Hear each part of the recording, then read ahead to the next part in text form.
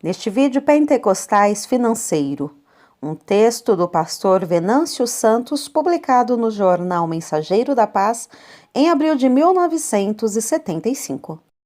Seja bem-vindo ao Diário Pentecostal Historiando, análise histórica e crítica sobre o movimento pentecostal brasileiro. Se inscreva no canal e siga nossas redes sociais. O povo que não conhece a sua história está condenado a repeti-la. O título com que epigrafamos esse artigo parece estúpido. Parece mesmo um insulto aos bons princípios da ética cristã. Porém, isto indica que o assunto, em apreço, irá dissecar e cortar a cerce alguns dos mais monumentosos abusos do momento. Humildemente, gostaria de ler este assunto produzido pela lavra de outros articulistas de mais cabedal intelectual e de mais amadurecimento doutrinário que eu. Entretanto, propus escrever isto apenas para dar um grito de alerta aos nossos irmãos menos avisados que estão por todas as partes da seara do Senhor. Peço que leia com atenção e temor, deixando a Bíblia falar por si mesma. Procurai com zelo os melhores dons, e eu vos mostrarei um caminho ainda mais excelente. 1 Coríntios 12 e 31. Ser pentecostal não é somente crer nas manifestações carismáticas oriundas do Pentecostes, mas é também aceitar reverentemente o que a Bíblia ensina e exige dos seus seguidores. No dia de Pentecostes, deu-se início grande e gloriosa realizações na história religiosa da humanidade, porque foi no dia de Pentecostes que Deus derramou o seu Espírito Santo, inaugurando assim a dispensação da graça. Desde então, Pentecostes tem sido sinônimo de vida espiritual, poder e vitória. E sendo assim, todo crente cheio do Espírito Santo, por dentro e por fora, considera-o um autêntico pentecostal. Tal crente deixa-se ser guiado em toda a verdade pelo Espírito Santo e procura ser instruído nas sagradas letras. Vamos grifar os seguintes textos. Quando vier o Espírito de verdade, ele vos guiará em toda a verdade. João 16 e 13. Sim, o Espírito Santo é o intérprete de Deus e, usando o crente como instrumento, ele faz manifestar em todo lugar o perfume suave do seu conhecimento. 2 Coríntios 2 e 14. E ainda mais. Vós tendes a unção do Santo e sabei tudo, e vos ensina todas as coisas. 1 João 2, 20 ao 27. São destaques eloquentes e não deixam nenhuma sombra de dúvida. Eu creio na erudição destes tópicos e vejo neles um dique contra muitas especulações doutrinárias que poluem igrejas. É muito importante o conceito: não tendes necessidade de que alguém vos ensine, porque toda a Escritura divinamente inspirada é proveitosa e apta. Daí, se surge até mesmo um anjo do céu pregando outro evangelho, não devemos aceitá-lo, porque é anátema. É por isto que saio a campo com artigos deste naipe e, assim procedendo, creio estar sob a ordem sublime do Mestre. Mateus 28, 18 e 19. Ensinar e ensinar a guardar. Eis o objetivo do ministério bíblico.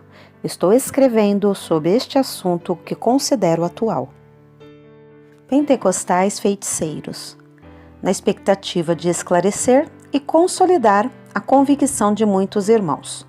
Pentecostal é termo bem conhecido, mas o qualificativo feiticeiro, bem, é o nosso assunto principal neste artigo.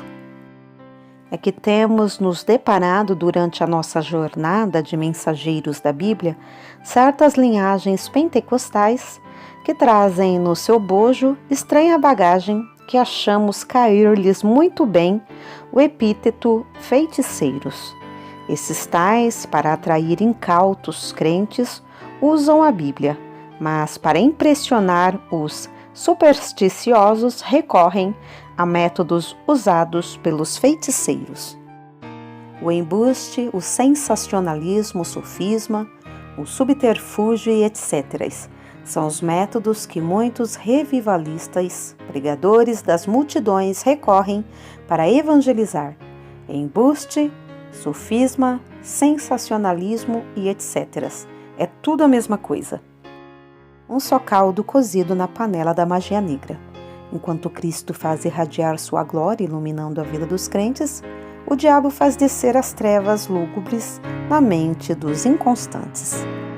Feitiços e feiticeiros sempre existiram, e daí a astúcia, a insinuação e a fraude, marcas registradas da feitiçaria de ontem, de hoje e de sempre. O diabo é o decano dos feiticeiros, a antiga serpente que rasteja através dos milênios, pondo em polvorosa a sociedade e as igrejas. Alguém diz: cuidado com as imitações. Eu, porém, digo: cuidado com o sensacionalismo. Se somos rudemente prejudicados na vida comum pelas inescrupulosas imitações, na vida religiosa somos contaminados e até derrotados pelo sensacionalismo produzido pelos pentecostais feiticeiros. A Bíblia é a palavra de Deus, impressa na linguagem da humanidade para a salvação e orientação do homem. Ela não pode ter interpretação pessoal ou particular para a satisfação da vaidade de alguém. Mas, infelizmente, muitos estão fazendo isto por aí, sob a capa de pentecostais. Vamos a alguns casos de que temos conhecimento. Leiamos Atos 19, versículos 11 e 12. Deus, pelas mãos de Paulo, fazia maravilhas extraordinárias, de sorte que até os laços e aventais de Paulo se levavam de seu corpo aos enfermos. Em primeiro lugar, devemos considerar que quem levava as peças de roupas eram os supersticiosos de Éfeso, adoradores fanáticos da Diana, deusa mitológica, que supunha ter descido de Júpiter. Bem, muitos daqueles feiticeiros tinham crido pela pregação de Paulo e, pelo que podemos subentender, o apóstolo estava suplantando a Diana e um poderoso despertamento tomou conta da cidade. E entre isto e aquilo, o povo ainda, eivado de superstições, tomava as roupas do apóstolo e levava para colocá-las sobre os doentes. Em segundo lugar, consideremos o que hoje fazem muitos pentecostais. Hoje oram sobre as roupas dos enfermos, sobre suas fotografias, sobre documentos, sobre carta e etc. Nossos irmãos estão esquecidos de que a Bíblia ensina e disciplina o assunto de modo muito diferente. Leiamos Tiago 5 e 14, onde diz que devemos orar sobre o enfermo, ungindo-o com azeite em nome do Senhor. Isto que fazem hoje é somente para impressionar os sentidos, mas não tem virtude nenhuma diante de Deus. Impor as mãos sobre o enfermo, Marcos 16 e 18, repreender as enfermidades, expulsar demônios, são práticas bíblicas que devemos fazê-las não como um mandamento, mas por inspiração divina. Outro ponto que quero considerar. Muitos pentecostais estão se tornando adivinhões quando dizem orar por revelação. Leiamos em Deuteronômios 18 e 10 e comparemos os seguintes dizeres. Entre ti não se achará quem seja adivinhador e prognosticador. Tudo o que é proibido é pecado. Portanto, é pecado adivinhar, mesmo que seja sobre os auspícios de encantadora enunciação. O Senhor está me revelando. Não creiamos nisto, meu irmão. Isto é um refinado sofisma.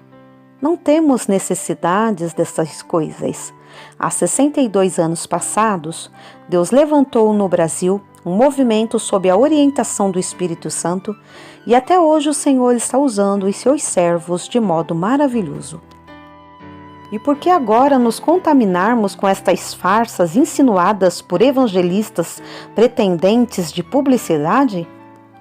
Não devemos ir além do que está escrito e nem anular as Escrituras. Temos observado que muitas curas, muitos batismos com o Espírito Santo, muitos sinais não têm surtido os efeitos que agradam a Deus. Nos dias da campanha, houve-se gritos entusiastas, testemunhos misturados com histerismos e fanatismos, e depois de tudo isto, a igreja volta ao marco zero da espiritualidade, deixando um saldo de sérios problemas para o pastor local. Não sou contra campanhas revivalistas que visem o reerguimento espiritual da igreja e expansão do evangelismo na cidade. Sou apologista de movimentos sadios e saudáveis e até os pratico às vezes, porque os encontro no livro de Atos.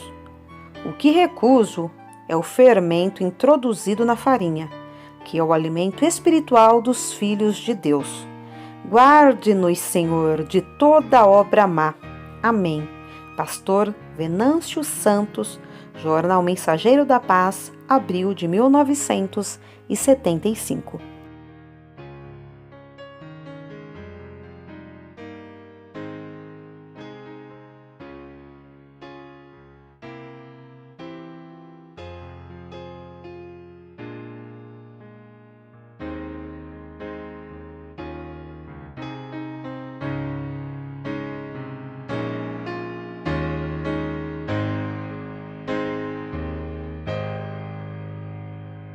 Porque nada podemos contra a verdade, senão pela verdade. Segunda carta aos Coríntios 13:8.